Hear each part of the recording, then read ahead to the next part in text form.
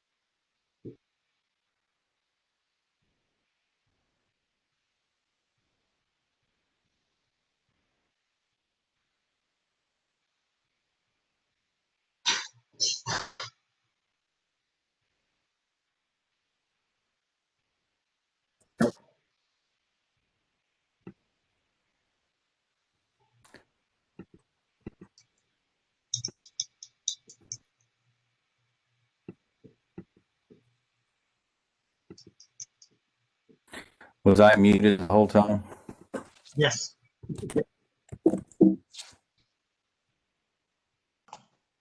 Yes.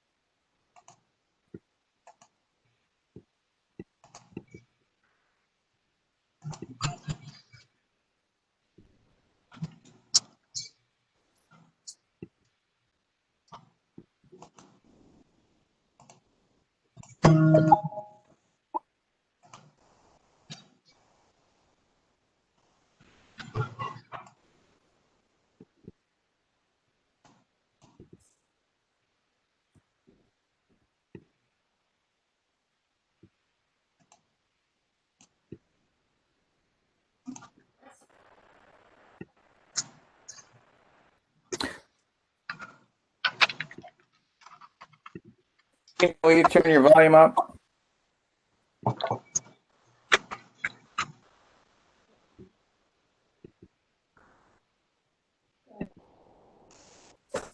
want you to unmute yourself. Boy.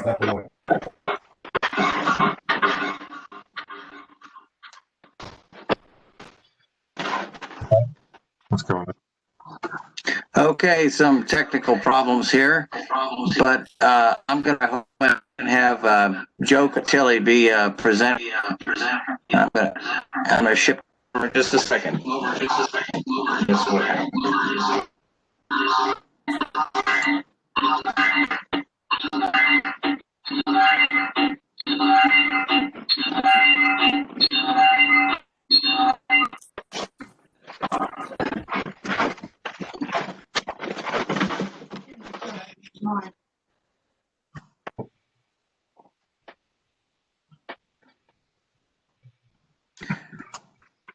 Joe, go ahead and get started. Okay, can everybody see? Wait, hold on. Hold on.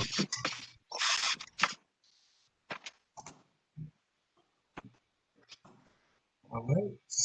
Can everybody see my screen?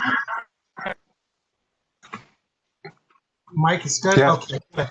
All right, I'm going to be talking about behaviorists in instruction and curriculum-based measurement. I designed this workshop for those who wanted a basic introduction for moving into things like instructional consultation or reading consultation.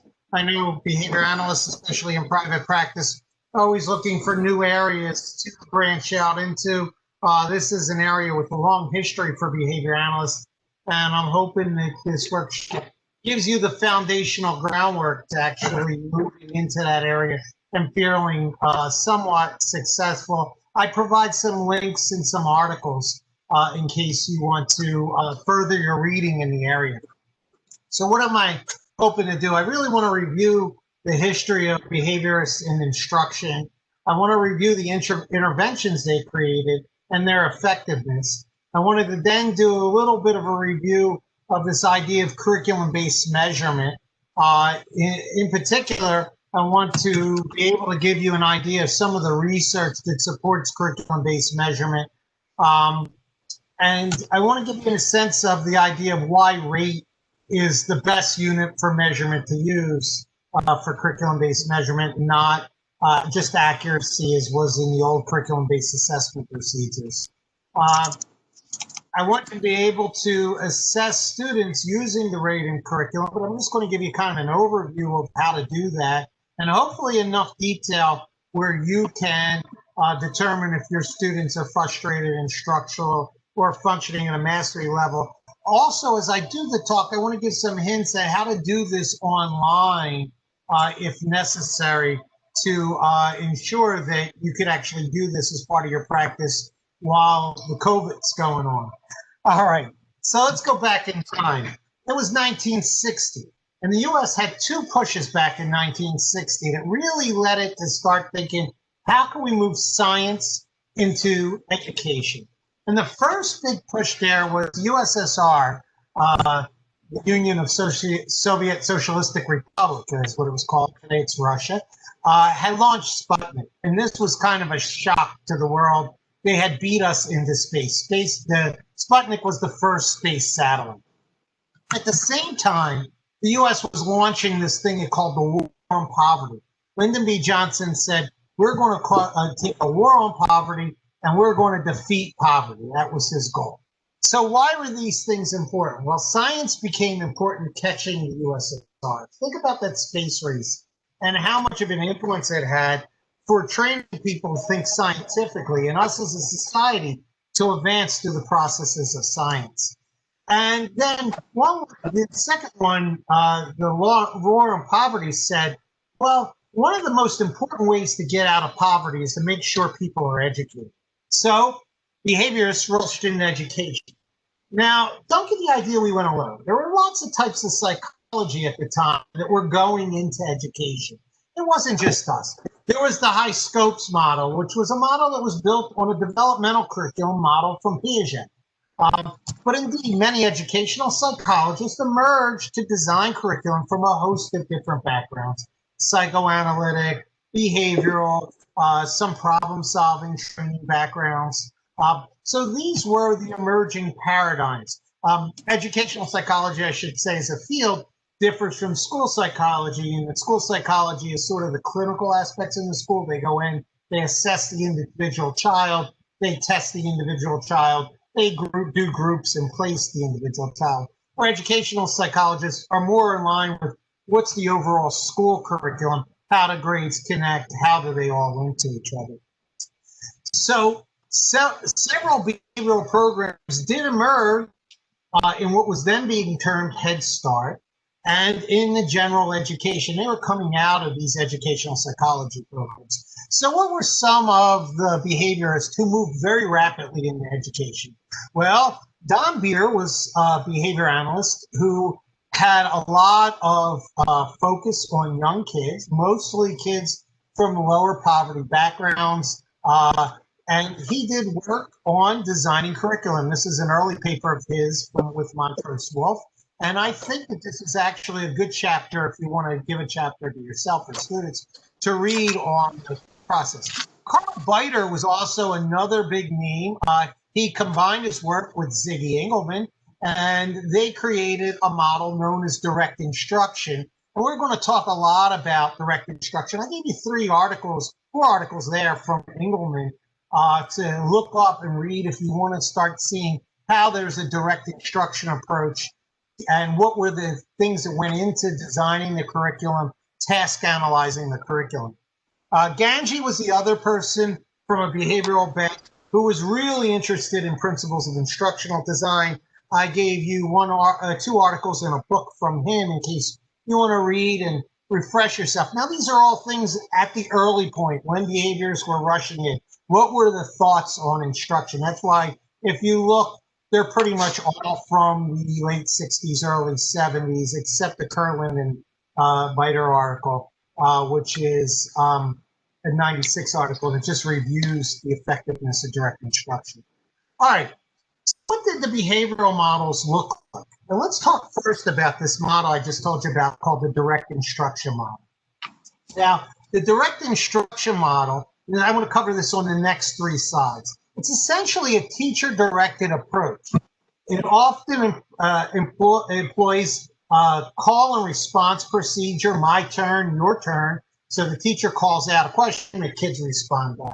It breaks the students into small groups, and it ability tracks those groups, which wasn't very popular in the late 60s, early 70s, and it's continued in educational system to move away from ability tracking. Now, not from a teaching perspective, but that's more of a social perspective, not to lock kids out from being socially integrated to each other. From a teaching perspective, it makes total sense to put all your kids who are struggling in one group and all your kids doing well in another. All right. The curriculum in the direct instruction curriculum is very carefully task analyzed. It followed a predetermined sequence of scripts and procedures. It used a highly structured format.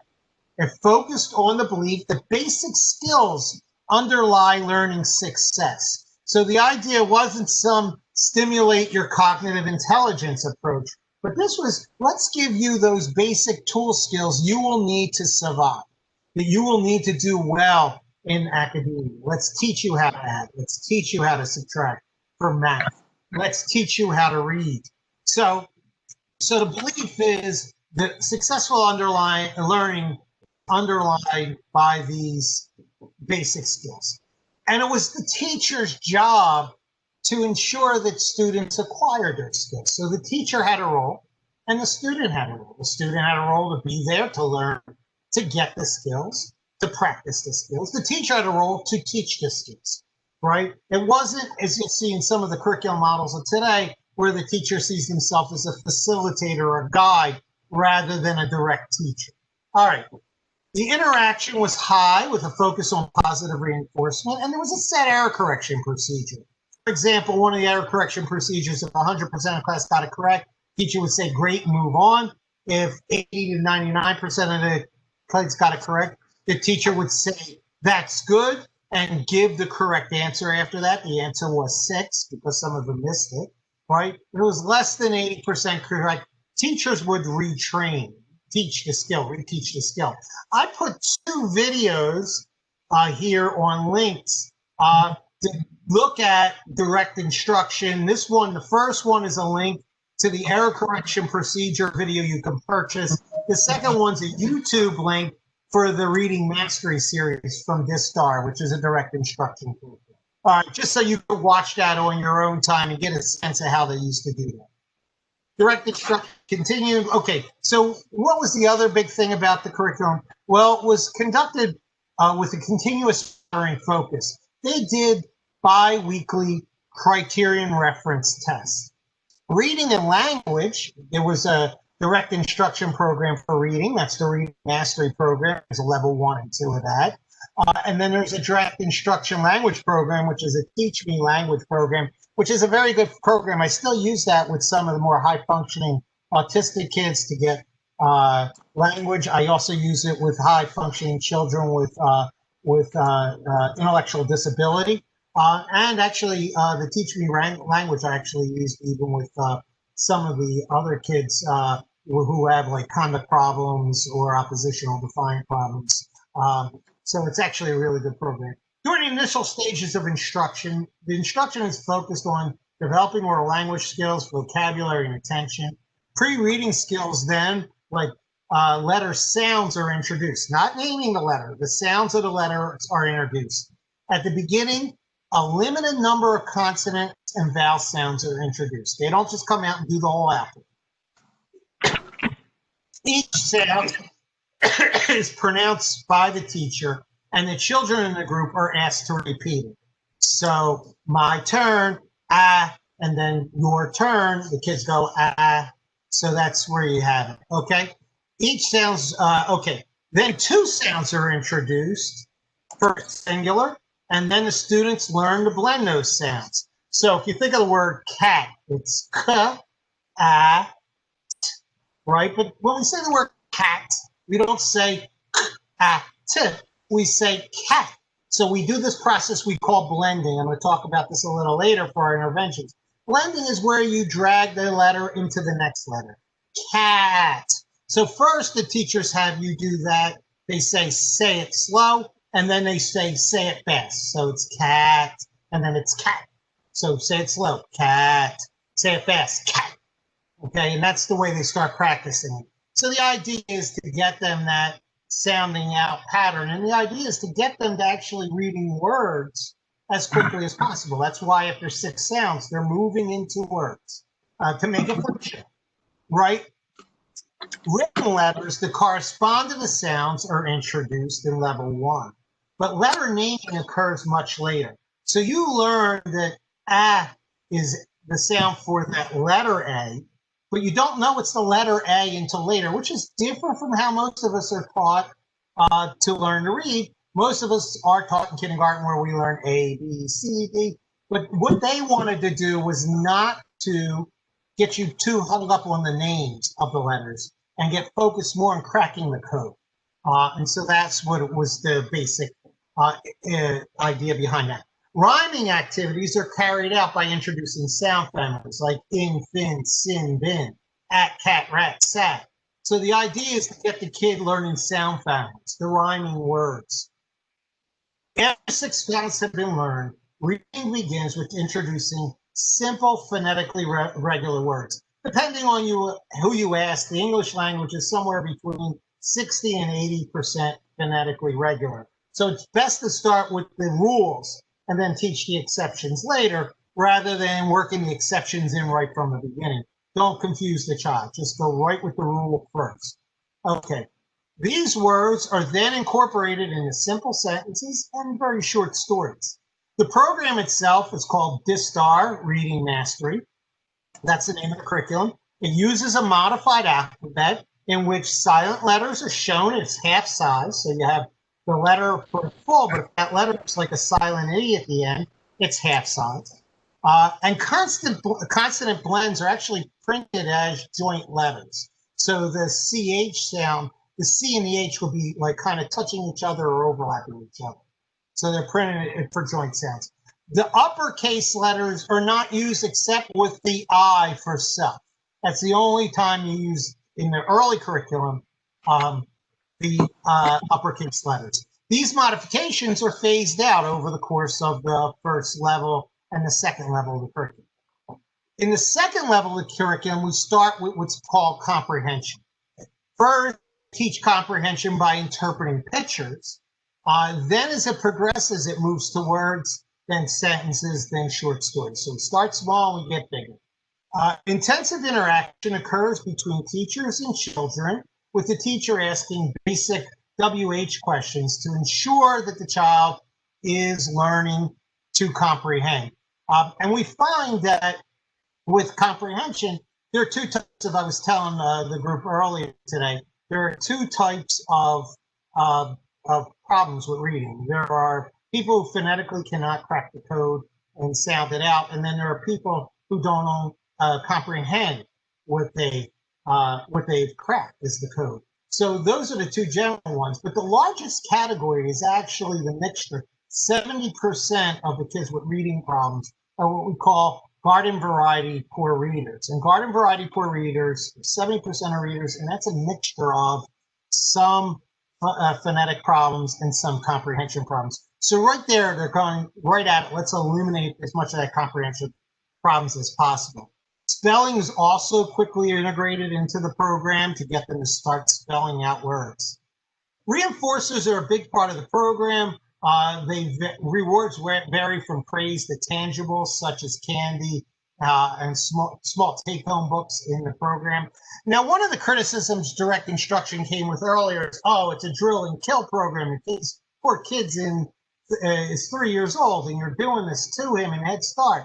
The idea was that the reading program itself was just 25 to 30 minutes a day for group instruction and 15 to 20 minutes a day of independent work with another 10 minutes a day of spelling. So it came to, as a half-day program, the kids got about an hour on reading. So it wasn't like people were trying to, they still had their circle time, they still had their play time. The idea here was to give them a sense of just breaking into the reading. Now, the Reading Mastery curriculum was modified a little by Engelman, who published it later as a home course called Teaching Your Child to Read in 100 Easy Lessons. And it takes the child from the beginning of reading to the second grade reading level. And not just did I use this program as a teaching method for kids to learn reading, I actually used, my wife did, use the same program with my daughter when she was 4 years old. She used the teaching. So I'm also a consumer of this program. And my daughter really loved it. She picked up reading real quick. She was almost 5 and she could read at a second grade level. So the idea is this is actually not a bad curriculum to use. I wouldn't tell you to do something I wouldn't use with my own family, right? So, all right. So what the was the other behavioral model? I said that there was a second. There was the Kansas behavior analysis model. And they really saw in that Kansas behavior analysis model, sometimes it's referred to as the behavioral reinforcement model, but they saw language as the core of academic improvement later. So the Kansas model primarily was a program that focused on language. It focused more on on free operant training of language rather than discrete trial, which you get more of the LOVAS and the autistic kid programs. When we talk about a free operant program, really we're looking more naturalistic environment. We're looking more of the antecedents of the environment, drawing the sound out.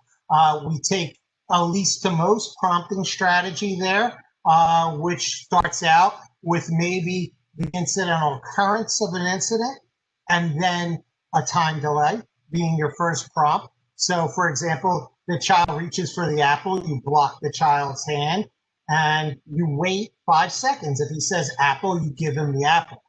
If not, 3 to 5 seconds is considered your opportunity to respond in that model. If the child does not say apple, you might do a mand, what do you want? That's usually some kind of WH question.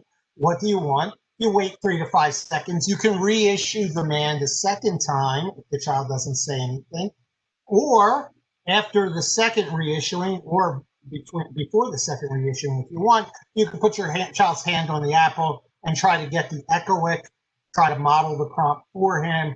Apple, you want an apple? So you want an apple? And then try to get the child to elaborate and repeat apple. Okay, so that's just the idea. That got called for a long time milieu language training. There's a huge literature base on milieu language training. They also worked on things like say-do correspondence and do-say correspondence. So do-say correspondence is, first say-do correspondence is the child says something, and then they do it, and they reward them for the correspondence between what they said and they did. The second is they stop the child at some point, they ask him what he just did, and then they reward him for having done what he just did. So that's do-say correspondence. Behavioral approaches to language in general can be conceptualized as following along a continuum from highly structured discrete trial and direct instruction to more naturalistic child-oriented interventions, such as just naturalistic conversation. At the highly structured end of the continuum, we see structured didactic teaching using strong behaviorally based procedures, such as the direct instruction article there that I gave you from Cole and Dale. In the middle of the continuum, we find milieu language training procedures like incidental teaching, which emphasize functional use and interaction. I gave you a nice little article, actually a chapter there, of Betty Hart's presentation of naturalistic language training procedures. Which is better really comes down to what kind of child you're working with. Kane and McConnell did a quantitative analysis, which is a meta-analysis, of those intervention types for children with autism, which was published in the Behavior Analyst today. And that link will take you right to the article. It's a free article. All right. Let's talk a little bit about, so we had these two behavioral models. We had other models at the time, and we started to see that there was now a push because of this war on poverty to work with children of lower socioeconomic status. So from the beginning, research was conducted and showed that intervention, regardless of the type, could be very strong with this population. Seifert, who had a moderately curriculum that was cognitively based, well, Seifert actually did the research on this. It's Weikert's program, compared that to the Iep curriculum of Biter and Engelman. And the results showed that both these preschool programs differ little in the one kind of process, namely the amount of verbal interaction that the child was getting. But they also showed a significant gain, 30-point IQ gain for this. And I give you the article there for comparing these two programs. And so Seifert said it really didn't matter whether it was a behavioral or a cognitive program. Really, the issue there, it seemed to be, is how much interaction you have with the child. Okay, so now the government then proposes a question. The question in 1968, under the sponsorship of the federal government, was which of these programs works best? Which of these programs do we really think will help the most children? Let's get some research on that and find out. So the federal government asked Westinghouse to turn around and to go and evaluate the Head Start programs with these different models, and let's see how this worked out. Now, follow through really did not just work for on entire curriculums. If you go to the Bergen and Cratchwell text, for example, on behavioral consultation, which is still considered the cornerstone text of behavioral consultation, you'll see in the beginning the many examples of consultation problems in this text have been taken from files of over 4,000 cases accumulated through the work done in follow-through and through subsequent research and demonstration projects. So the idea here is that the earliest intervention was this kind of project follow-through. And so we charged it with Westinghouse to kind of figure out what's the best way to teach these kids. Now, there immediately became some brushback. The idea was there were a lot of people that felt things like intellectual disability, back then termed mental retardation, were genetic problems, and there was nothing you can do about it. So you heard things like it's biological and won't respond. Nothing works. It's a waste of taxpayer dollars. I heard these same exact arguments later on in the 80s with the prison system. Nothing works. It's a taxpayer money, just incarcerate and no need for any kind of interventions. And so I wanted to just point out that early on, since behaviorists were hearing this, there were behaviorists that actually worked with problems we all knew were biological problems. For example, Shapiro and Seward, they worked with kids with asthma, and they showed that kids could be taught to control their physiological functions. I give a reference there for that particular program, but they pointed out just because a problem has a non-behavioral etiology does not mean that a behavioral treatment will be ineffective. So that's something that you can, Timothy was pointing out, he heard the same with blood pressure. Yes, you can teach people to control physiological events like blood pressure. This is important because this argument rises again in learning disabilities, ADHD, autism. You hear it across the board. So now I'm going to talk about the two core behavioral models and a quasi-behavioral mixed model. All right, so the two behavioral models, as they went into project follow-through, this is the way they're described. Direct instruction model, and I'll give you a little bit of the definition there, and it was sponsored by the University of Oregon. And then the behavior analysis model, which is called the behavioral reinforcement model, and it used a lot of social praise, and that was done out of the University of Kansas. And then we had the language development model, which was a mixed behavioral and developmental model that focused on giving kids language skills instead of direct focused on reading.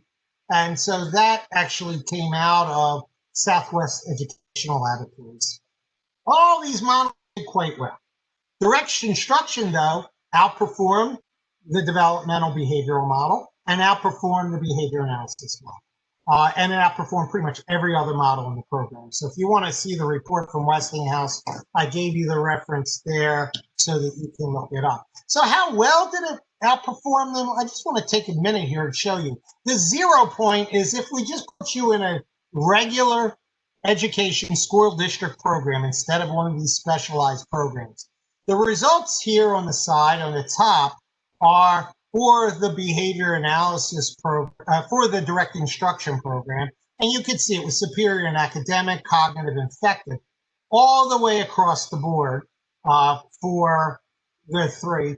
The behavioral reinforcement model, it was good for academic and it was good for affective, but it wasn't good for what they call cognitive, which is actually the training of problem-solving skills, which, by the way, the program didn't directly teach, and it might have been a fault of the program's design that it did not engage in that. It spent much more time focusing on language development.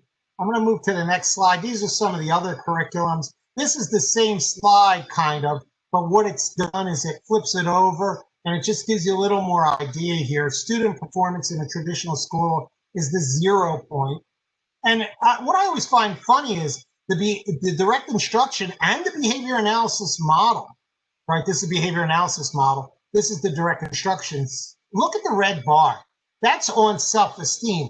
We had an open-ended education model in this project follow-through that was completely focused on self-esteem. And those kids did not do anywhere near as good. They actually did worse than the kids in the school program, regular school programs, when it came to self-esteem. So the idea is that self-esteem may not be something that is directly taught, but self-esteem from saying to yourself, I'm good enough and gosh darn it, people like me. That self-esteem may be just a function of how well you're actually doing in the moment. If you know you're doing well and you're doing good, then you have high self-esteem. Just putting that out there. So there were some other programs, children in the behavioral program and non-behavioral programs overall did well, but did not achieve the level of the non-disadvantaged children. That never happened. They never were peer equal to the non-disadvantaged kids. And for the evaluation, Ziegler was very big in evaluating these programs. I gave you a link for that.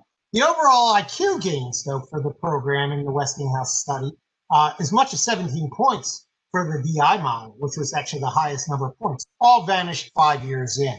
And there's nothing to say that intervention we do when you're 4 should be when you're 9, still raising your IQ. I mean, some of this is the school system itself, and that's why you'll see that there are actually direct instruction programs like corrective reading done in the school system for helping kids who are failing at reading. But here's another thing on how this is the report on how the 67 report by Cartwright is on the effectiveness of these programs on follow-up. So that took us to the end of the 70s. By the 80s, then, the literature started to ask questions like, were there any sleeper effects to these programs? And you were starting to see there were sleeper effects identified by people in the groups. So, for example, Mayer did a long-term academic effects of direct instruction in Project Follow-Through. We found that 34% of the kids in the DI group went to college, while only 17% in the non-DI groups went to college. They also had fewer dropouts and higher college acceptance. This also, there was work being done on direct instruction, not just as an early intervention model, but direct instruction is from kindergarten all the way up to the beginning of high school. And what we found was that there are 50 years of research, and if you click on that link, that's a meta-analysis that shows you, the research shows it's phenomenally effective as a curriculum. So the behavior analysis model also continued on. It did not disappear. It contributed to core research in the field of applied behavior analysis. Its focus became later on the amount of instruction a child received in a regular classroom that is sort of in a poverty area versus the regular classroom in an affluent area. So they looked on the amount of instruction received, and they did a lot of work on this idea of opportunity to respond. Now, the idea of opportunity to respond, the more response opportunities you get, the more academically engaged you are, the higher your rate of learning. And they were able to kind of prove this over many years. There's actually a book for their preschool program, and I can't remember the name of it. It was Hart and Risley, Meaningful Differences, where they looked at this idea of the amount of opportunity a child is given to talk in the home and how much that affects their later IQ and language output. All right, so I just gave you a reference for the big names if you're ever looking for University of Kansas, so Charles Greenwood and his wife, Judith Carter. Also, you see here is Betty Hart, Tom Risley, there's some other names on there. So what we see here is the behavior analysts developed a model which they termed a developmental retardation model, because the times where the idea was retardation was the word used, not that they were trying to offend people. But I gave you a good link on that, on laying out this model, and it still receives research about how much opportunity to respond you have, and your later correlate with IQ at age 9. So important to know that they really did maintain their focus on this idea of fluency in language. And they went on to develop this thing called the early communication indicator. And this is a copy of an article on the early communication indicator. It was published in the Behavior Analyst Today back in 2003. The idea of the early communication indicator looks at fluency as words per minute spoken by the child. And the measure has good reliability, and it can actually be used to making good decisions for placement for students. And those are the two links that I've given there. Overall, though, let's go back to Head Start. Westinghouse. What is Westinghouse famous for? They're famous for creating toasters, to be honest with you. Creating machines and appliances to put in your home. Not really what we go to first to say, how are kids evaluated, and is that valuation workable or important? So because they were not so versed in outcome data and outcome analysis, they jumped on this idea of IQ scores, because IQ is our single best predictor of academic success. Also, another predictor of academic success is how well you learn the precursor skill, but we get to that later. But one of the best predictors of academic success is this idea of your IQ score.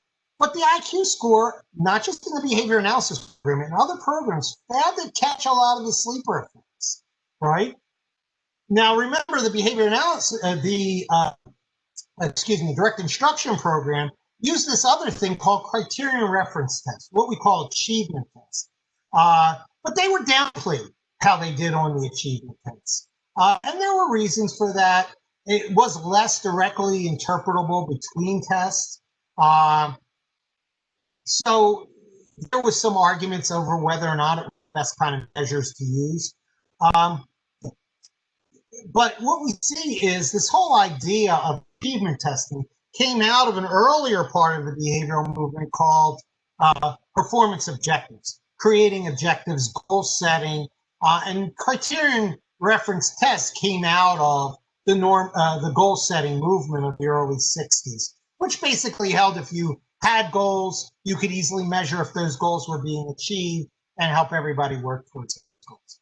All right, that's the end I'm going to give you on setting up structured programs. I just wanted to tell you the Teaching Child to Read program. I actually have students and I have other people that work for me, and we do that online, the Teaching a Child to Read program, as we also do some of these curriculum-based measures online. With students through telehealth, you just got to make sure they have a copy of the book and that the person working one-on-one, they're 15-minute-a-day lessons. I don't know, you can charge a price per person and have someone tutoring them through the direct instruction. If the families are worried because their daycare is shut down because of COVID, the kid's not learning to read, or their families is worried for any other reasons, these are not a bad book to use. Corrective reading is also not bad to use. The kid was struggling in the first 5 or 6 years of school to use with the kid on that. Okay, so let's go to the alternatives to criterion reference testing. The first alternative to emerge was this idea of curriculum-based assessment.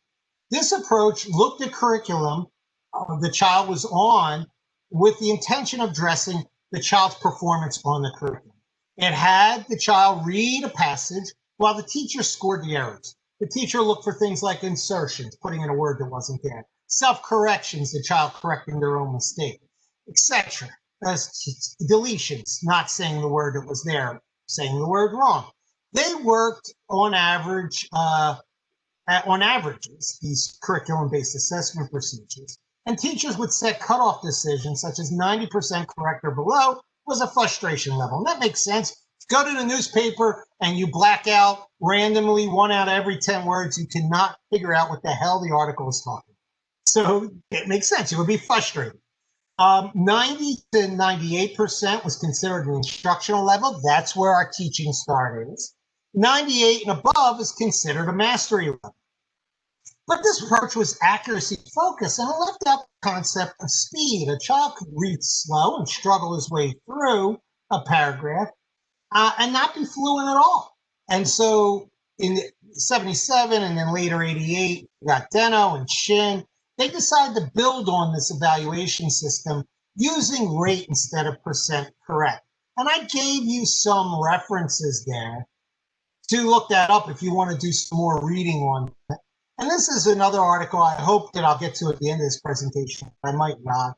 This is on using those standards for children with disabilities and how well that worked. That's a good article to read. All right, so what is curriculum-based measurement? Curriculum-based measurement, we have data. It's a data collection tool derived from the curriculum that the student is expected to learn on. So the first set of information you get is, can the child read the damn textbook in front of them? That is a very important thing to know. But there's some things that you can't tell you if that child was blind. You know what I'm saying? So it's not the end all and be all of everything you need to know, but it is a great start, right? CBM is a fluency-based and CBA is accuracy-based. Fluency is accuracy plus speed. CBM is a quicker method to determine a child's grade level. When we talk about curriculum-based evaluation, we're talking about evaluating based on either your CBM or CBA score and using that in a problem-solving model to track intervention. Up through grade 3, curriculum-based measurement is considered one of the best predictors of future reading performance. And I give you the reference on that. What we see is those curriculum-based measures actually outperform the CBA measures. And the idea there is they're a superior measure because they're focused on reading. Because CBM is directly tied to the curriculum, it possesses a higher level of sensitivity and allows for the data to be graphed. It's hard to graph those percentages, 90%, 80%, because you don't know really what they mean. Did he read a 100-word paragraph or a 20-word paragraph? So there you get some ideas there, but it allows for it to be developed into the IEP. Curriculum-based measurement allows teachers to identify specific curriculum deficiencies and instructional strategies for those.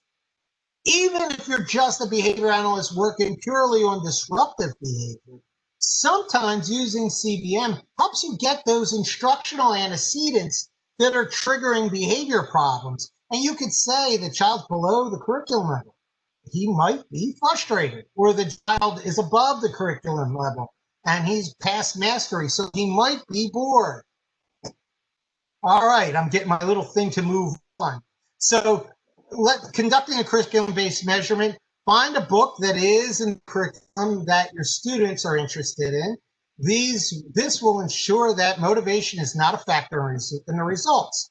You want to find a book that has a passage that is common for the child of their area of interest. If they're interested in popcorn machines, look for a story about popcorn machines. For basal readers, select a 300-word passage, one from the beginning of the basal book, one from the middle, and one from the end of the book. For first and second grade students, use a briefer passage, 100 to 200 words. For literature-based programs, it's important you put the books in the readability formula and then just proceed as a basic. All right, you want to select a passage that contains few proper names, are related to topics familiar to the student, and are primary flowing narratives rather than dialogue or poetry, because all those things will affect their reading. For each passage, construct a teacher score sheet, and that's exactly the same as the student reading sheet, except that it has the little numbers on the side. I'll show you in a minute. Give the probe starting at a level in which you feel the student is going to be reasonably successful. The prompt is, when I say, please begin, read the story out loud to them. Start here, and you point to where you want them to start. I actually, if I'm doing it on over the internet, I kind of just point to the child, start here on the thing so that they could see it, and read as quickly and as carefully as you can. Try to say each word, ready, please begin. Right, you want to have that standardized instruction because you're going to make that the standardized opening because tests should be standardized. All right, the examiner starts the stopwatch when the student says the first word. The student does not say the initial word within 3 seconds. Give the student the first word and then start the stopwatch. As the student reads along the text, the examiner records any errors by marking a slash through the incorrect read word. If the student hesitates for 3 seconds on any word, the examiner says the word and marks it as an error. At the end of 1 minute, the examiner says, please stop, and marks the student's concluding place in the text with a bracket. Let the child read for 1 minute and then count the number of words they read correctly. During the student's reading, the examiner makes notes of any errors in the passage. Then the examiner scores the passage by calculating the number of words read correctly. This is adults reading passage. I'm just using this as an example. As you see, if he reads the first line completely great, he's got 21 words read. If he misses old, he would just put a line through old, and he would have 20 words that he read there. As you can see, 21, 44. So this is what your scoring sheet looks like.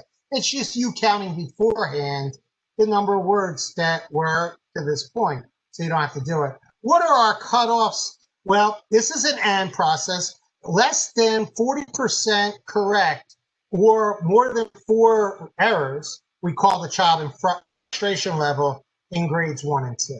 Instructional is 40 to 60 words per minute correct with 4 or less errors. Mastery is greater than 60 words with 4 or more errors. When we move to 3 to 6, what we see here is frustration less than 70 words per minute or greater than 6 errors. Instructional 70 words per minute to 100, 6 or less errors. Mastery greater than 100 words a minute with 6 or less errors. If the median score falls at the instructional level or greater, continue to go up. Stop at the highest level, which decides the student scores instruction. If the student's median score is below the instructional level, sample the student's reading level at lower levels. All right, so I'm just going to kind of jump ahead a little bit. This is on error analysis. You know, did the student use context clues when his errors are made? This tells you things about where to begin teaching. Do the words sound similar? Do the words have similar phonemes? Are the words the same syntax? To assess grammar, we use an old technique that was used in what they used to talk about as programmed instruction, and it's this concept of story grammar. I gave you 2 articles on story grammar. Don't let story grammar confuse you. It's just asking what was the setting, what was the plot, how was it resolved? That's basically all you're asking the child. Don't let it confuse you. It doesn't have to be complicated questions. I know they're now calling story grammar a metacognitive skill, and I know that gives people some heartbreak. There's a good link on story grammar right there if you want to watch sort of a slideshow on that.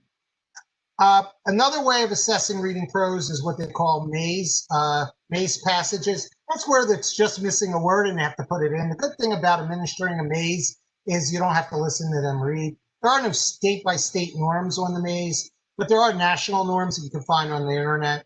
I like to go to Intervention Central and AimsWeb. These are 2 sites that have given me a lot of information and material over time. This is just what a maze technique looks like. Babe could never pass up a ball game. You see, this could be done without actually having the student read out loud. So some people like that. All right, so let's move to goal setting. And like I said, Intervention Central gives you a lot of good ways to set goals. I got this actually from Intervention Central at one time, but the problem is I went back there like a week ago when I heard I was going to do this again, and I could not find the reference I initially had for this, so it's gone. But this is from Intervention Central. It's how to compute student reading goal. It's at what grade or book level was the student being monitored, 1st, 2nd, 3rd grade, 4th grade? What is the student's baseline reading at that rate, the number of words per minute? So that's the correct words per minute, that's CRW. When is the start date to be monitoring the student's reading? You will put that down. When is the end date for student reading? How many instructional weeks are between the start date and the end date? You just put it down, round to the nearest instructional week.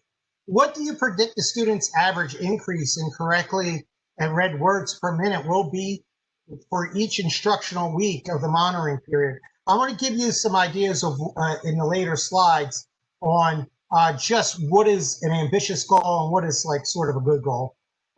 What will the student's predicted correct words per minute gain in fluency be at the end of the monitoring period? So you're just multiplying lines 5 and 6. And then what's the student's predicted reading rate at the beginning of the monitoring period? Just add 2 and 7 together. I tend to use the old precision teaching language when I talk about these things, and I'm getting No pressure. Just wanted to let you know you're creeping into Mike's time. Okay, that's pressure. Okay, I'm going to try to just shoot through these as quick as possible.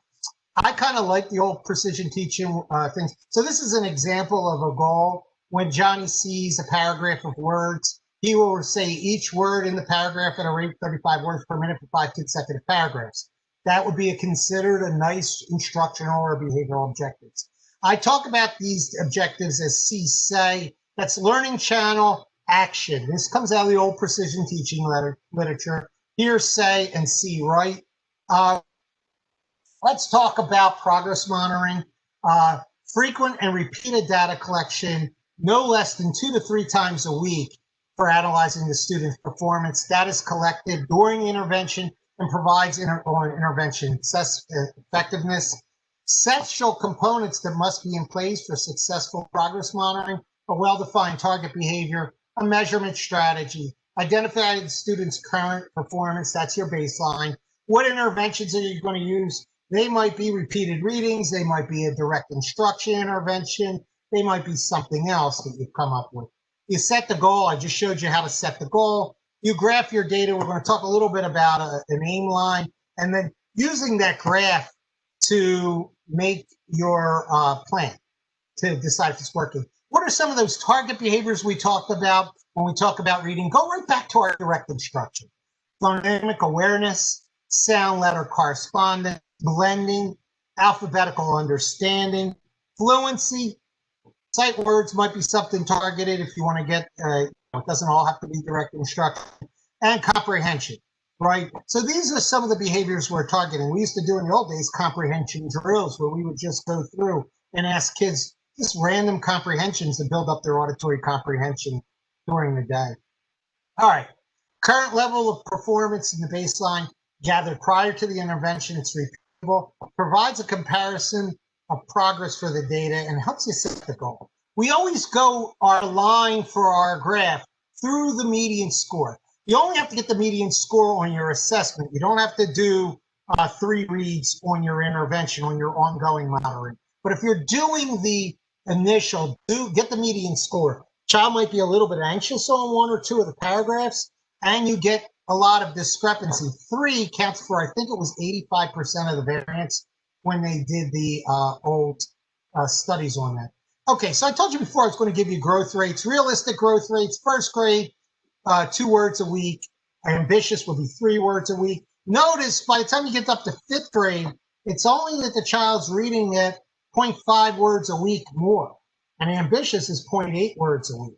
Why is that? You have to build much more vocabulary and sounding out to get changes, because the child, your first 100 words are your first 100 words. They're pretty set. But when you get to 5th grade, there are thousands of words, and they may or may not be on the thing. Graphing your data, visual depiction of the student's performance on data relative to the goal and the aim line. This includes baseline data and your aim and progress. You set your goal, you set your, you run it through your minimum progress line, or your what they call an aim line, and then you ask yourself, is my data points falling below my goal or above my goal, right? And here's a good article for graphing and shows you how to do it. So graphing is visual representation. I gave a little plug here for, I'm not going to spend too much time on it, but the idea of charting is important, and semi-logarithmic charts can actually be really helpful. You're looking for what they call a JAWS pattern on the acceleration chart, where the number of errors is going down and the number of words read correctly is going up. They often refer to that, if you look at this, it's just like the jaws of the mouth. They call that the JAWS pattern. That's actually a very good pattern for this. That's what you're looking for. So if you're stuck for interventions, you can use either direct instruction or the behavior analysis model for language. Direct instruction interventions for reading with modification to your learners can actually be used. This is some data decision points. I'm getting right to the end. I know Tim is upset. He's like, oh no, he's going over. But you're right. If you look at your data points, and 4 out of 6 data points are above your aim line, right? They're going above your aim line. Then adjust your goal and raise your performance. If, on the other hand, you have 3 out of the 4 consecutive data points below your aim line, you might want to look at a different intervention. You might want to look at adding an intervention like repeated readings or maybe a copy, cover, and compare technique, something like that. You might start adding in. And so, or you can lower your goal if everybody's with that and okay with that. All right. So these are what you'll read in some of the articles I gave you are this idea of setting benchmarks for fluency that comes from Denner's work.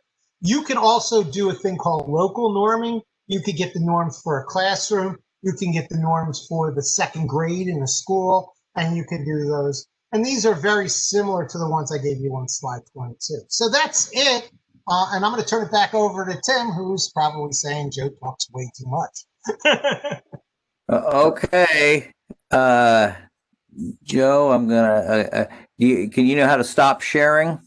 Stop sharing. I press the button. Tell me if this works. There it comes. There it comes.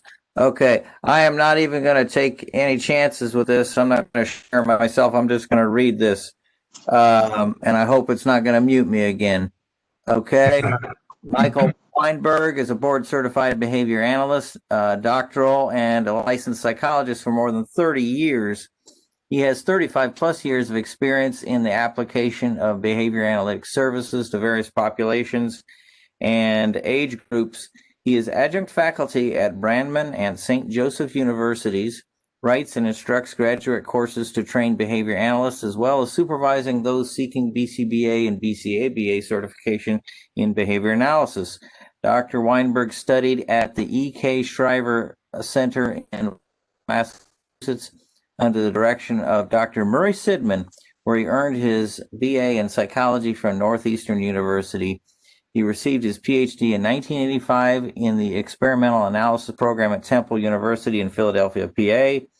He was director of psychological services at Southbury Training School in Connecticut, clinical director for adult, and director of ABA services in Devereaux in Pennsylvania and Florida. Dr. Weinberg is currently director of professional development for Amigo Incorporated, part of this webinar, and founder of Orlando Behavior Health. He has particular interest of treating individuals with self-injurious and other serious problem behaviors, and co-authored a chapter in the Handbook of Juvenile Justice on use PBS with this population. Dr. Weinberg is on the board of directors and past president of the CABA state chapter, is probably Connecticut ABA, and trustee of the Cambridge Center for Behavioral Studies. And he's going to be speaking to us about using organizational behavior management approaches in social services. And it looks like he's ready to go. So, Dr. Weinberg, please take it away.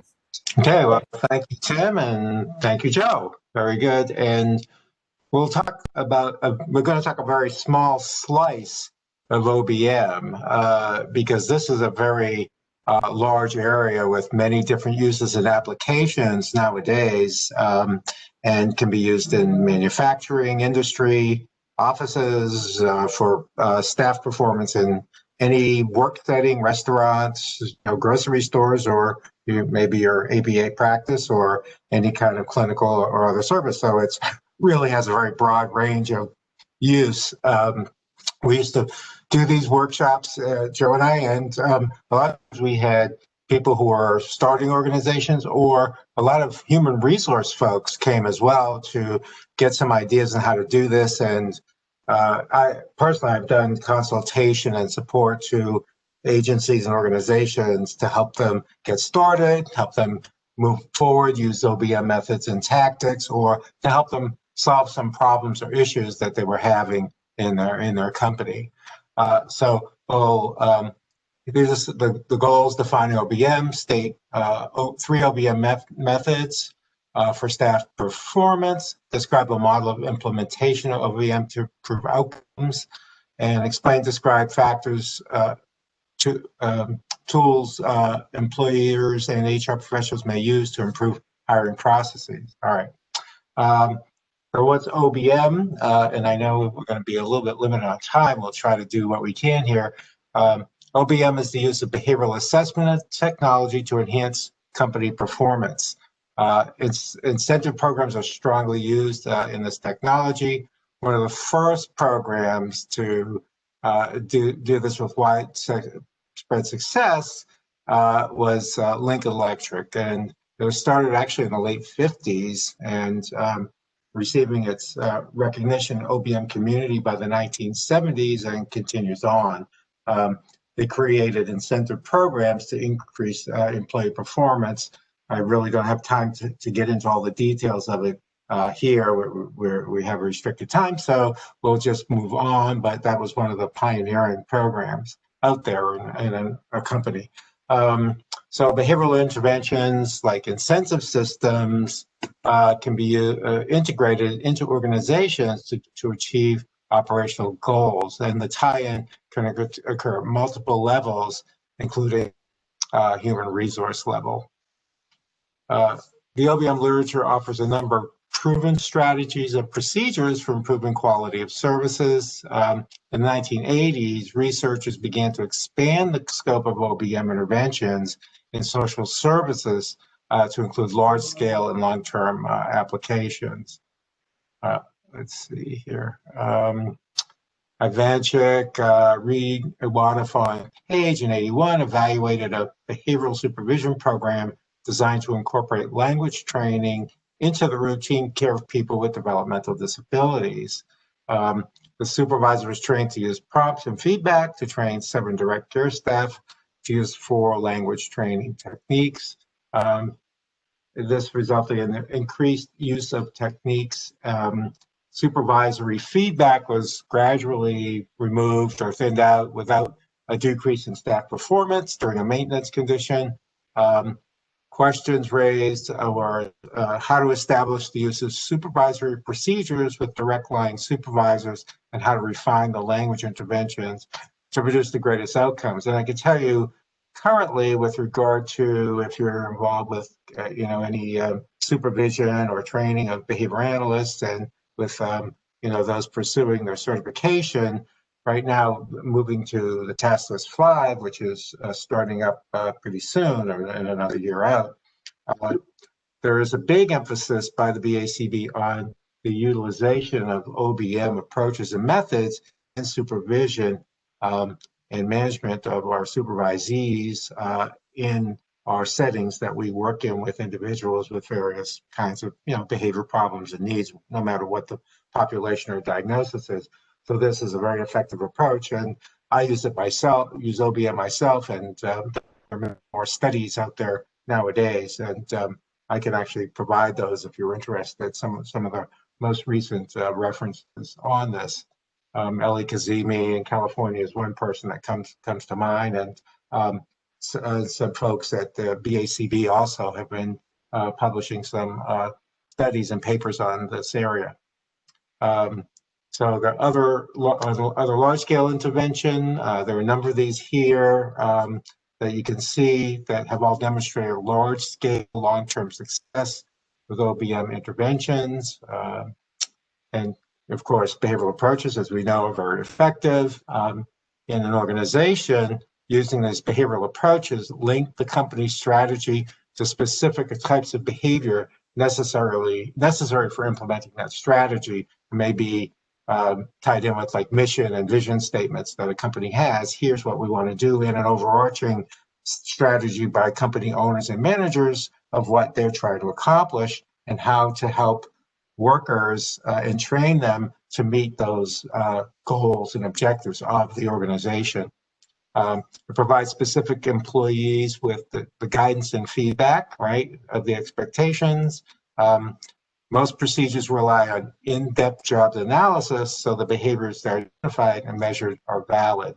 And this is very important, and we're going to move on shortly into some of those methods and techniques that are most widely used in OBM. Because those responsible for using the measures are involved in developing them, acceptability is often high. The techniques are reasonably reliable for assessing and intervening. A major weakness is behaviors have to be constantly monitored to ensure they're in line with the company's strategy. So that will take some time, and effort on the part of supervisors, managers, and others in the organization. Companies choose to reinforce process over outcome.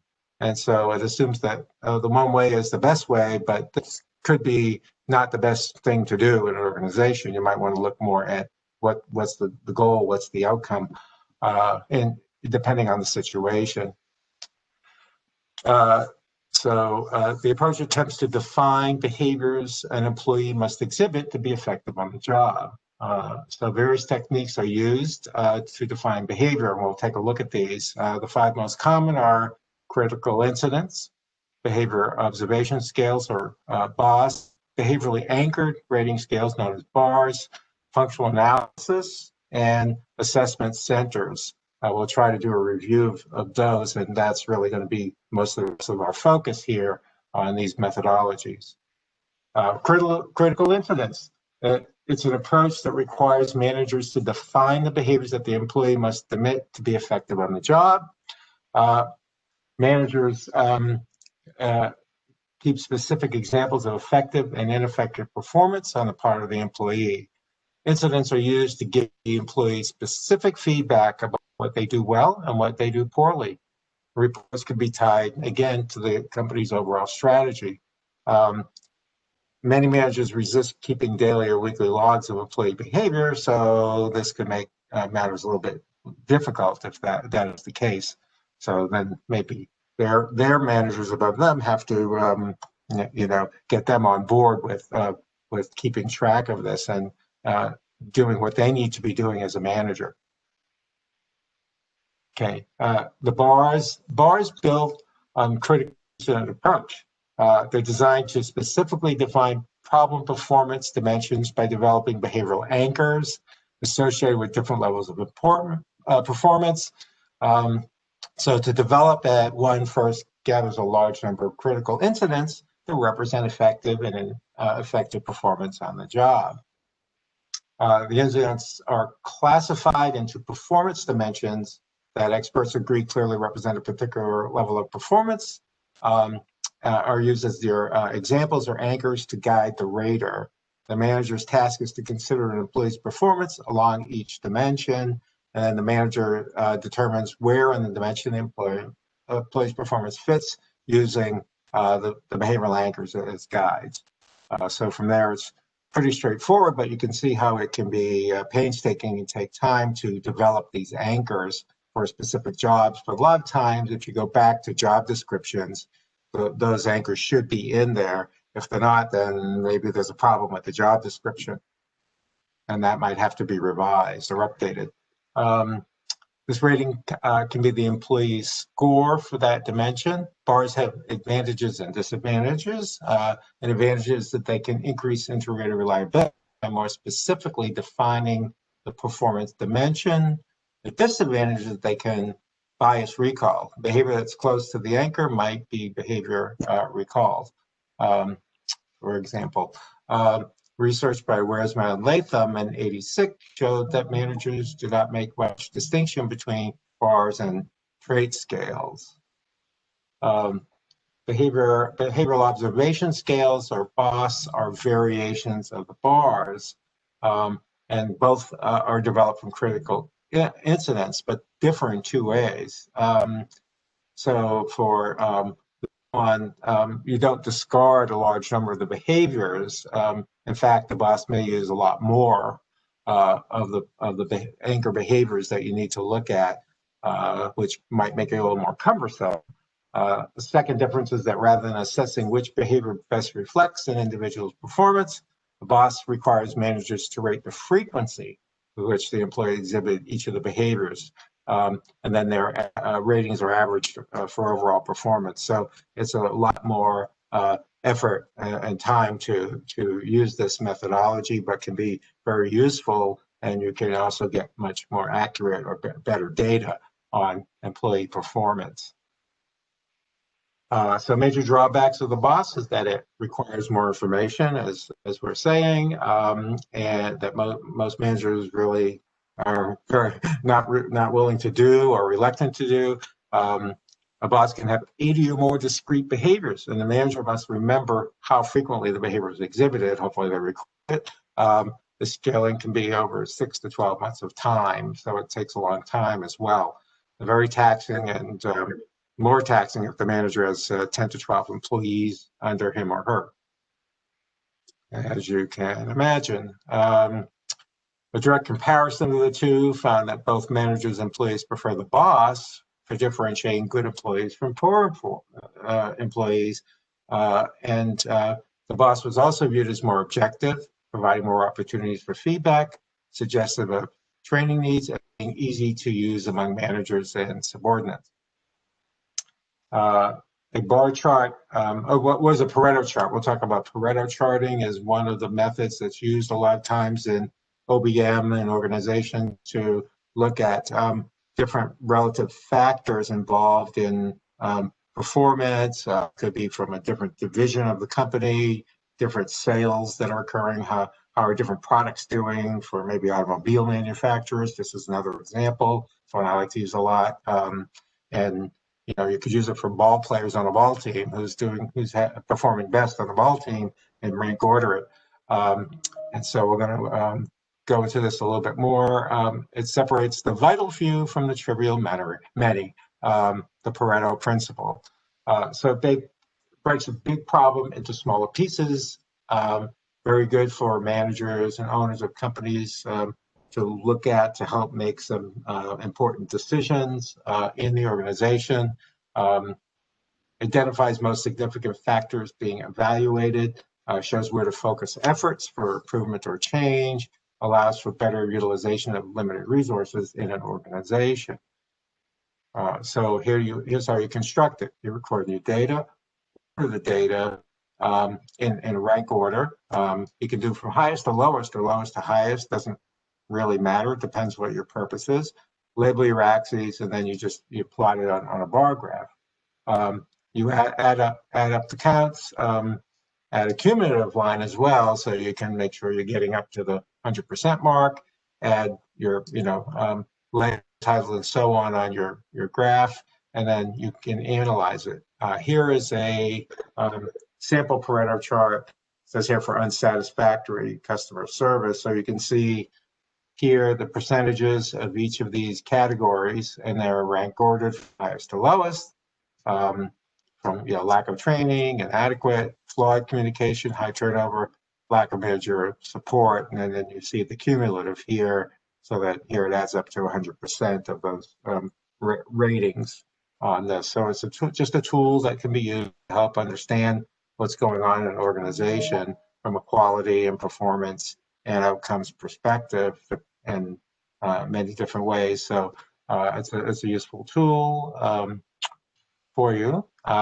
Okay, so functional assessment, let's move on. Formal system of observing right antecedents to critical behavior and consequences. Can be done for individuals' performance or for groups. The techniques vary and mostly rely on direct observation. So a lot of time you're really using a descriptive assessment as we would know it standardly in behavior analysis, where you do an indirect and direct assessment component. But you do this with employee performance, and you see what their employees are doing on the job.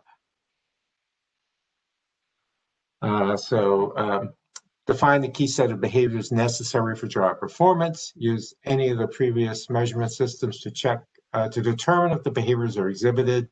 Observe conditions in which the behaviors occur. So you could determine if it's a skills deficit or motivational issue.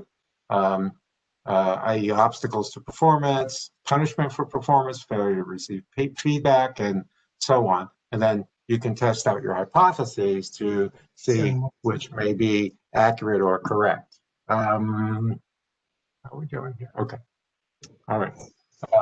Although assessment centers are usually used for selection and promotion, they also have been used as a way of measuring managerial performance. At an assessment center, usually used for selection promotion decisions, they have also been used to measure, well, as I mentioned, managerial performance, as I said. So you look at a number of simulated tasks or role plays in the situation. You observe their performance, evaluate their skills to see if they can be potential managers. The advantage is that they provide somewhat of an objective measure of performance. So it might be a way you actually want to see if they can actually perform the skill or task, like in a manufacturing industry, supervisory role, or whatever. We might do it with people providing behavioral clinical services and have a role play to determine if that individual is capable of performing competent intervention approaches. And so you could do it with a child with autism and providing intervention. You could do it with working in therapeutic or other counseling approaches or centers if you're doing that kind of work. I often do this as part of behavioral interviewing. We won't talk about that much, but I actually set up those kind of role plays in behavioral interviewing when interviewing new people coming in, but that's a whole other talk unto itself, but a very effective method of identifying new hires that are going to be most likely able to perform the job that you're hiring for.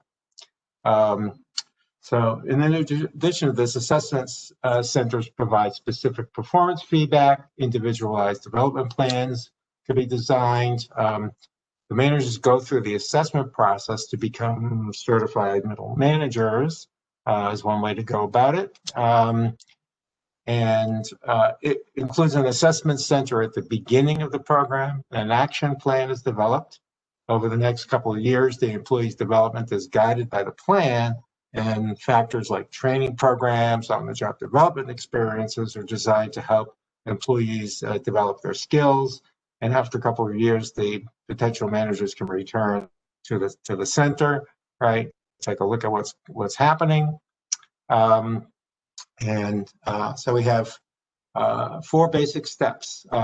Take time to define key behaviors, develop a way to measure them, conduct a functional analysis of the behavior to determine why it's occurring, intervene by using information from functional analysis, and techniques might be goal setting with feedback and reinforcement, assess results and repeat steps as necessary.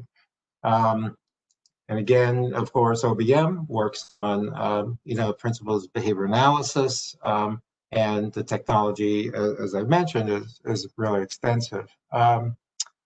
So some of the techniques that deserve mention are those that lead to more effective job design, more effective hiring, increased productivity and worker satisfaction, increased worker safety, and help to evaluate performance. Of course, this can help with reducing turnover in the organization. How we're doing on time here. So one way OBM techniques can lead to more effective job design is through task analysis. The job is ambitious, do a goal analysis. It looks at the organization or the job's stated goals, determine the tasks that are needed to achieve the goals, and conduct the task analysis. And so very, very much like what we would do with maybe a client we're serving, we do this in the workplace with employees. So of course, we know what a task analysis is. We analyze the background experience, tool skills, and behaviors that are required to perform that job. Ensure that the job design is reinforcing the person's going to perform it. Is the job consistent with their learning history? Do others in the organization provide information about the person's effectiveness? Does the job allow for positive social interaction? Does the job provide an amount of autonomy that the performer would prefer? Task and goal clarity. Are the job duty, goals, and requirements clearly specified? Does the job allow the person to see the product of their work? Does the job require particular skills? Is the job important in the company? And does it allow for learning? Okay. And let's see, we're going to go on from here.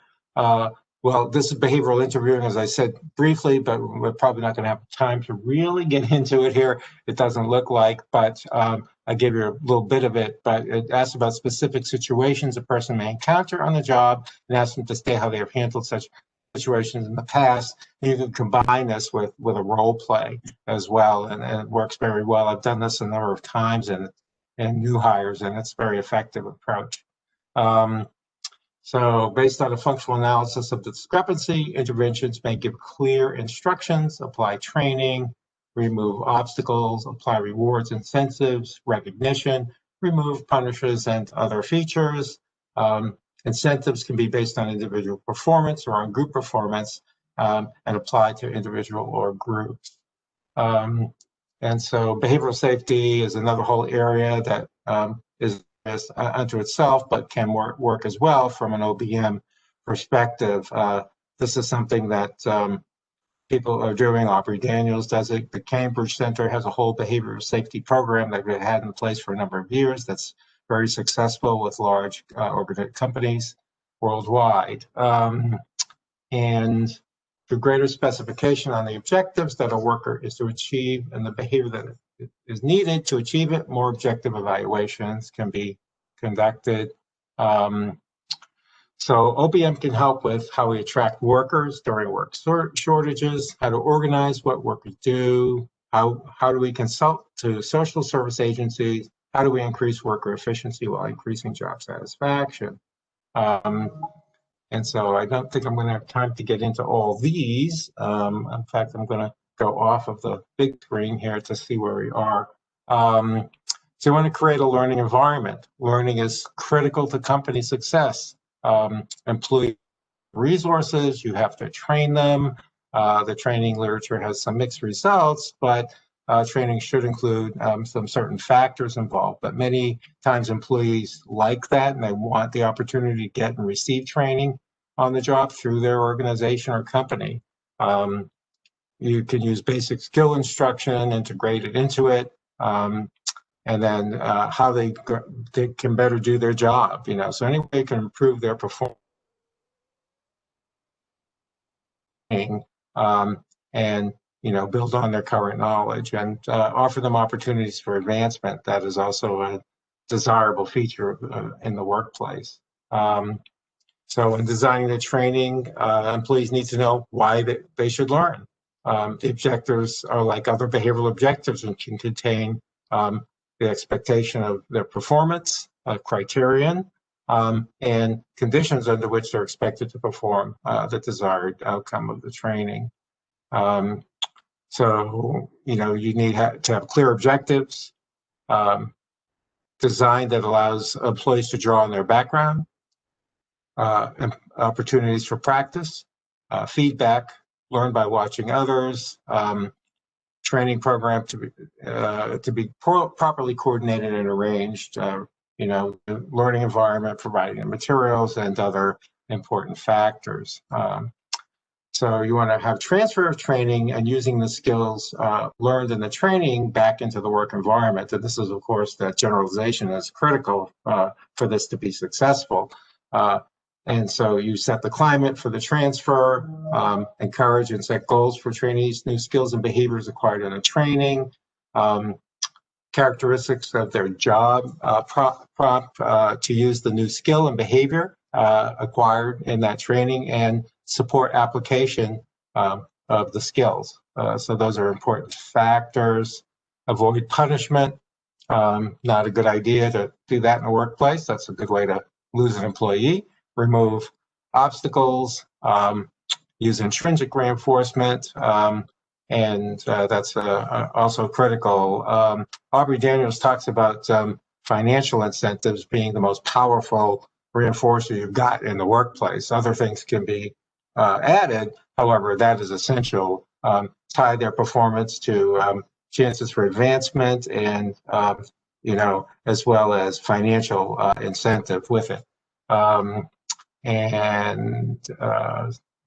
So these are just a few references here. I referenced a couple of the books by Aubrey Daniels that I highly recommend, Bringing Out the Best in People, one of his most well-known ones, but also Performance Management, which gets a lot into how to arrange these approaches and methods for staff in your workplace. I've done it, use the performance management with my clinical staff in settings where I've been with large number of behavior analysts and psychologists and so on. And we set goals and have everyone set their goals for improvement and to engage in better practices, evidence-based practices, keep up with current methods in the literature and so on as a way to help improve our services. So you can always email me for any more information or questions that you have. I'll be glad to help out and offer you other resources. And I thank you for your time. Okay, that was excellent. Both gentlemen, I really appreciate it. I probably have a few things that I could ask, but if any of the audience, if you have any questions, go ahead and you can chat it in there, or you can unmute yourself. And it depends on how much time our speakers have that we could answer these. But if you have something to ask, either Joe or Mike, go ahead and unmute yourself, and you can turn the video on if you want to, and then ask your question or put it in the chat. And I'll just give a few minutes. I have a couple things I'd like to ask, but I'll give anyone a chance if they want to ask something.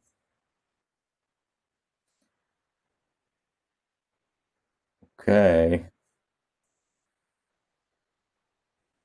Nobody. Mike, I am curious about behavioral interviewing. What does that sounds intriguing. What does that entail? Yeah, and it's a little bit of a twist or switch on normal interviewing, where you're just looking at someone's resume and say, okay, what have you done in the past, and what kind of experiences you had in other, perhaps, qualifications, training, and so on. That's the more traditional approach to interviewing. In behavioral interviewing, what you're doing is in advance, and you do it with a group. So it's a group interview. I know I've used it, and I've also been the recipient of it in interviews as well myself. So I've been on both sides of it, and it's a bit challenging to be interviewed that way, but it's really very effective. So what you're doing in advance is everybody on your team, and it could be from different parts of the organization, different people in the company from different divisions or whatever, the owner or the boss or the president or whatever, and then the clinicians maybe you have people from other divisions, residential if you have that piece of it, school, so on, and they come in and you come up with some vignettes, if you will, or set up some mock kind of role plays, and you create a situation, and then you present it to that person and say, okay, let's say you're in here and it's related to the job they're expected to do, of course. So it's a clinician or whatever. Okay, here's the situation that you're faced with. What do you do? And, you set it up for them, and then you hear their answer. So they can fake their resume present. I've done that before. But if you put them on the spot and make them actually answer it, they actually have to answer it correctly, and they can't squirm their way or kind of fib their way out of that one. And so they have to know their stuff. I know one time we were interviewing someone, we started a program for an art therapy program for adults, which I was a little kind of, okay, all right, we're going to do this. And someone who was had art therapy credential, they had a master's in fine arts or whatever, but they also claimed to have clinical knowledge. And we mentioned with some very challenging individuals, if they were in the art studio and start to destroy things or whatever, what would you do? And her answer almost floored me because she knew exactly what to do. I was very impressed. If we hadn't set up the scenario and asked her, I'd have been skeptical of her qualifications. And so that told me that, wow, she's got this. She's going to handle this, and she knows the clinical end of it as well as her artist part of it. For just as an example. And I know I've been put on the spot as well in those situations with large groups. Well, what would you do with this situation? I had to deal with a job where we had unions, and what if the union called you and they said you can't do this or whatever? How would you handle that with a union, or a lot of staff who might not like what you're telling them to do, and so on, or those kinds of questions. So that's the big difference, and I find it to be very helpful and useful in identifying potential employees who are actually competent and knowledgeable for the job that they're applying for. So that's the big difference. I don't know if Joe had any other thoughts on that one, but Now, usually when I set Go ahead, Joe. Go ahead. usually when I was in the old days setting up behavioral interviews, I would ask them questions about how they have handled it in the past rather than leave it as an abstract question. So I present this, and you're in a room with a child and he starts throwing the desk over and starts kicking things. How have you handled situations like this before? right. And so I getting them to draw more on the background of experience than some esoteric list of what they believe should be done that they'll probably not follow. People learn to speak a good game, and the thing is to get them away from the good game of speaking to what they would actually do. You really want to get something that ties into how they'll actually perform in those kinds of situations. It used to be a fun workshop. We used to do this at Abba.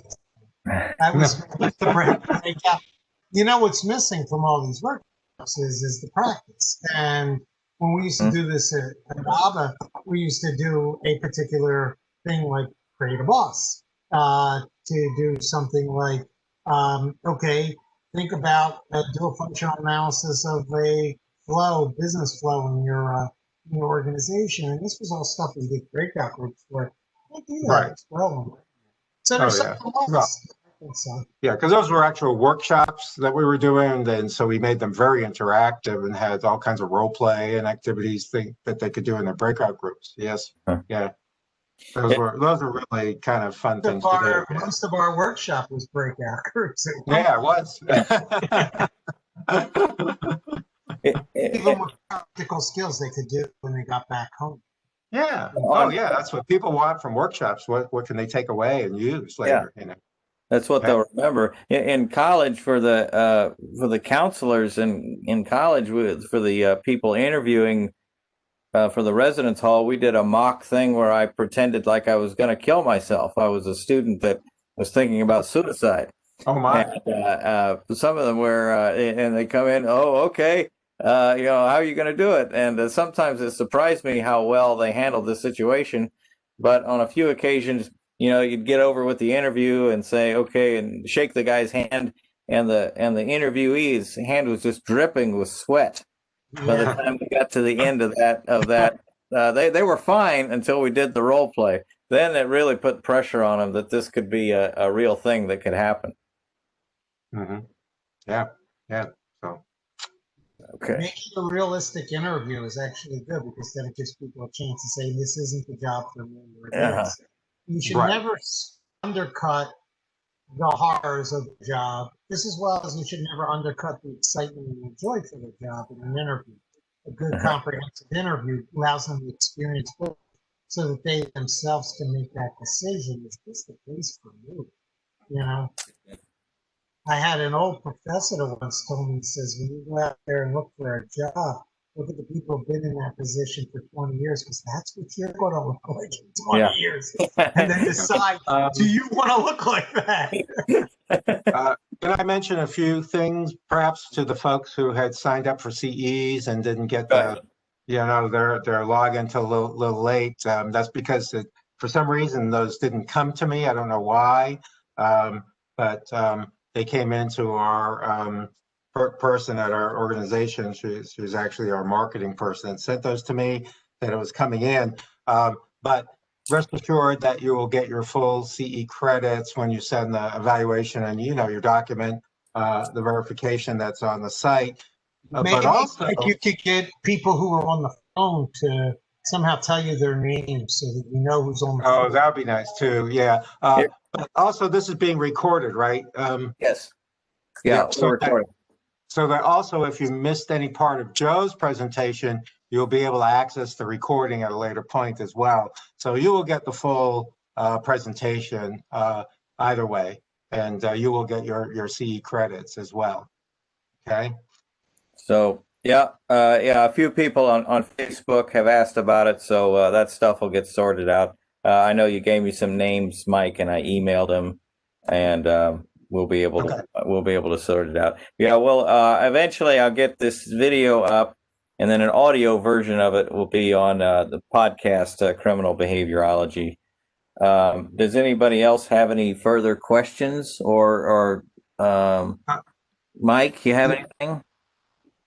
Is that how you're going to get folks the link to the session is through your place you have to post I it? think Or I can put the video up on our Facebook page, unless you have, if there's another venue, I'll have it. If there's another venue to put it up on. it's your Facebook page on criminal Yeah. behavioral? Is that what it is?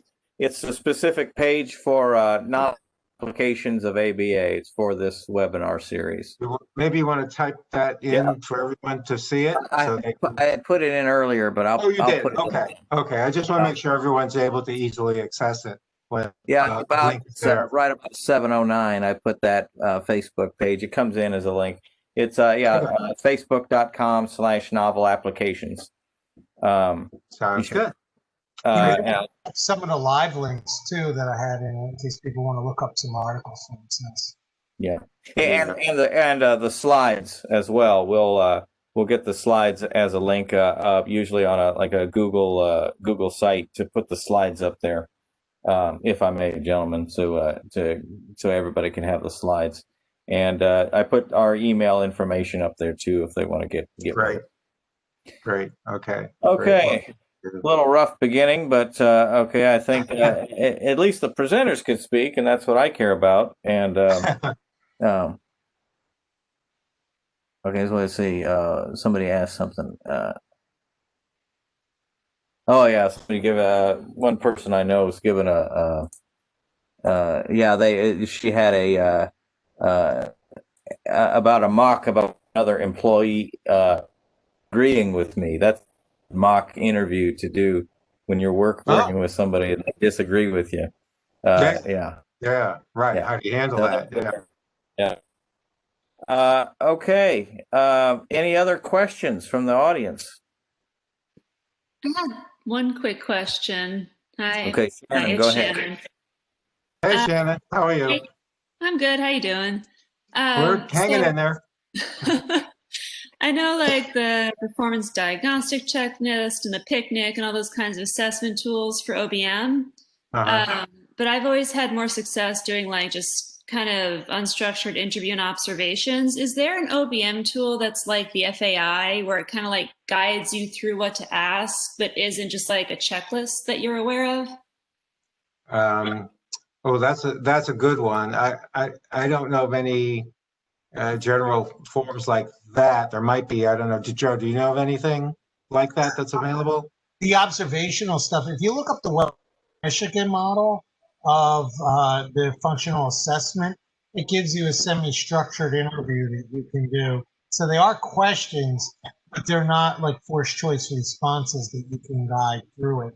And also tells you how to do your observation. Yeah. That's helpful. Mm-hmm. Thank you. Yeah. All right. Okay. Good question. Anyone else? Yeah. Mm-hmm. That would be an interesting tool or a good one to develop if there isn't one. Yeah, it's a good it might be. Right. Good project to develop. Yeah. Yeah. Joe, I was going to ask about like the ones where you had the IQ gains. I wasn't really clear. Did they maintain over time? No. I think they had one slide that they simply just did not maintain. Yeah, nothing maintained. A Westinghouse study, 5 years after they were down, you saw the decrease in IQ scores 5 years ago. No model produced an IQ change. Okay. That's been my skeptical about when they say, well, the autistic kids had an IQ change. I was always a little skeptical. Did they really have an IQ change, or were they nonverbal, and now you were using the nonverbal IQ, and now you've augmented it because you're always giving them verbal IQ tests. There are nonverbal IQ tests like the Tony, the C-Tony is a nonverbal IQ test. IQ scores, to be honest with you, IQ scores get very stable after the age of 5 to 7. 7, they become really stable. 9, they're pretty much what you're going to be when you're 60. So it just is one of those kinds of instruments where you don't get much change. Although I am seeing it like you said, the peak ABA people are claiming high score increases, IQ increases for their kids with autism through teaching relational responding and teaching them to make comparing and contrasting.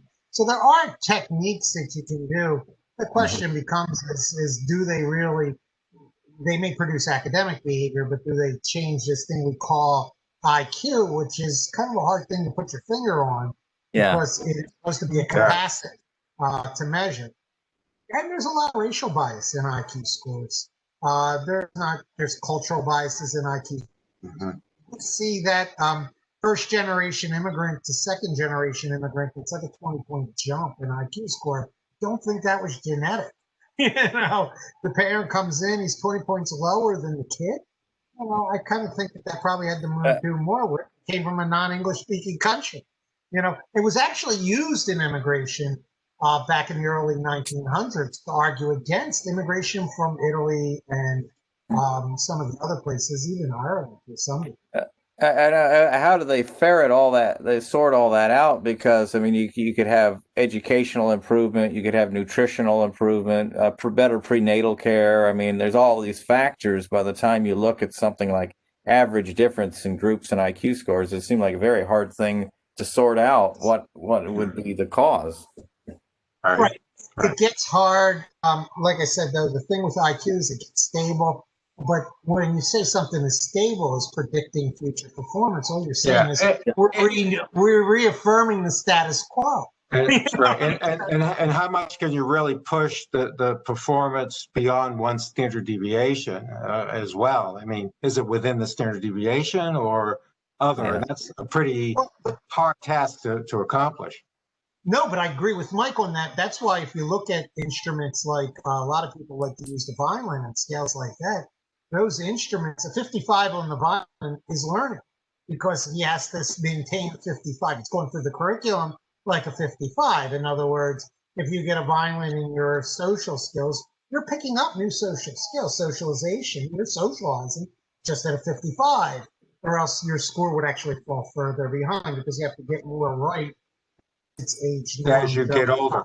Yeah, right. Exactly. So exactly. the idea is a 55 goes through life like a 55 on the Vineland. Now, the problem is that a lot of behavior analysts bank their programs on, we build skills. Well, you could build a lot of skills and a 55 on the Vineland stays a 55. You get what I'm saying? Unless you do teaching of the test and you're just then breaking the standard. Right. Yeah. So it's kind of like running on a treadmill. You have to work really hard to catch up and go ahead, you know.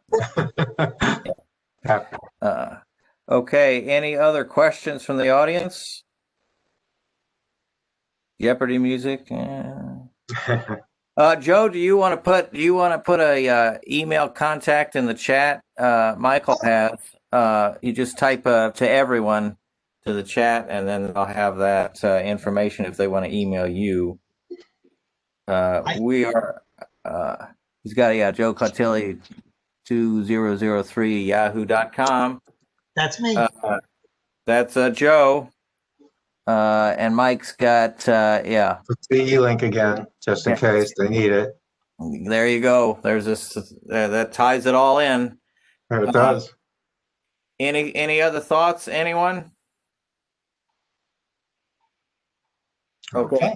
It's been great, gentlemen. It's really informative. Our purpose is to get work as hard as we can to get other areas of access to the use of ABA, education, training, employment, whatever. There's a whole world out there, and I think we can accomplish that. So great. Yeah, really enjoyed it. That was great. Thank you all. Thank you so much. Thanks to everyone for coming. Okay, and Take care.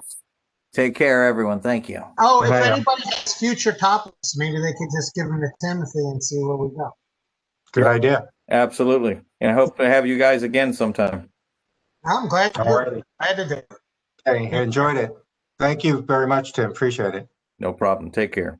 Take care now.